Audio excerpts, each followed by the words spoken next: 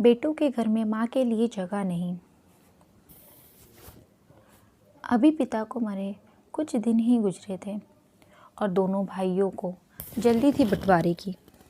वो सोच रहे थे कि जल्दी से सब कुछ बँट जाए।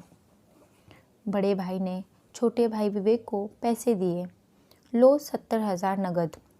अब तो खुश हो। पिताजी के सारे पैसे और जायदाद का बंटवारा हो गया। सोहन ने अपने छोटे भाई विवेक को नोटों का बंडल देते हुए बोला, हाँ ठीक है, जायदाद का बंटवारा तो ठीक ठाक से हो गया। अब ये बताओ भैया कि माँ का क्या होगा, उनका क्या करे? विवेक ने चिंतित होते हुए पूछा। अरे छोटे, यह तो हमने भी नहीं सोचा, सोहन ने कहा। भैया आप तो जानते ही हो कि हमारे पास बस 2 कमरे हैं। छोटे भाई ने अपनी मजबूरी जताई और बोला, मैं तो माई को नहीं अपने पास नहीं रख सकता। तब सोहन ने कहा, हमारे पास कौन सा आलीशान बंगला है, गिनकर 4 कमरे हैं, एक मेरा और तुम्हारी भाभी का, एक बेटे का और एक बेटी का। बाकी बचा हुआ एक कमरा आने जाने वाले मेहमानों के लिए है। बड़े भाई सोहन ने भी अपना पलड़ा झाड़ते हुए अपनी मजबूरी बताई। तो इसमें इतना सोचने की क्या बात है? सासू को कुछ दिन देवर जी अपने घर रख लेंगे, कुछ दिन हम अपने घर रख लेंगे, फिर गांव पहुंचा देंगे। आखिर गांव के घर की देखभाल करने वाला भी कोई होना चाहिए कि नहीं? दोनों भाइयों को परेशान देखकर दरवाजे की आड़ में बातें सुन रही सोहन की पत्नी ने कमरे के अंदर आते हुए कहा, वाह भाभी, कमाल हो गया, क्या दिमाग है भाभी आपके पास। जिस समस्या का हल हम 2 दिन से पिछले दोनों भाई निकाल नहीं पा रहे थे, वो आपने 2 सेकंड में निकाल दिया।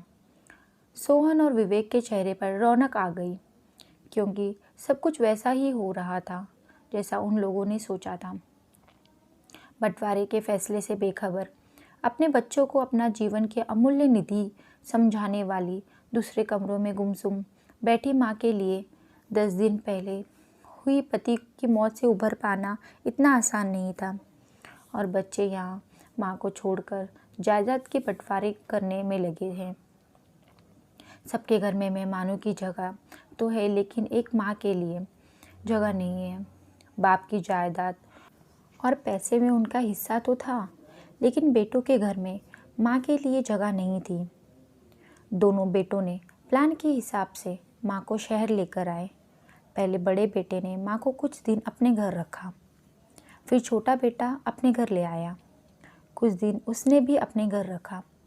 प्लान के हिसाब से अब माँ को गांव छोड़ना था।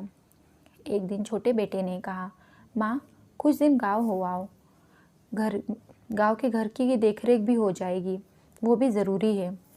माँ बेटों के प्लान से बेखबर गांव जाने को तैयार हो गई। माँ को गांव छोड़कर दोनों भाई ने फुर्सत ली। आज 3 साल हो गए थे। दोनों बेटों ने जैसे माँ को भूल ही गए। ना फ़ोन, ना कोई चिट्ठी, ना कोई खबर। एक माँ जो अपने पति के खोने के दुख और अपने बेटों के इंतज़ार में उसने अपना जीवन त्याग दिया। शर्म आनी चाहिए ऐसे बेटों को, जिन्होंने माँ का भी बंटवारा कर लिया, और इस हाल में जब माँ को सबसे ज़्यादा ज़रूरत अपने बच्चों की थी, उसको अकेला कर दिया। ऐसा क्यों होता है? माँ बाप अकेले अपने 10 बच्चों का पालन पोषण कर सकते हैं, लेकिन वही 10 बच्चे अपने माँ बाप का पालन पोषण नहीं कर पाते। ऐसी औलादों को शर्म आनी चाहिए।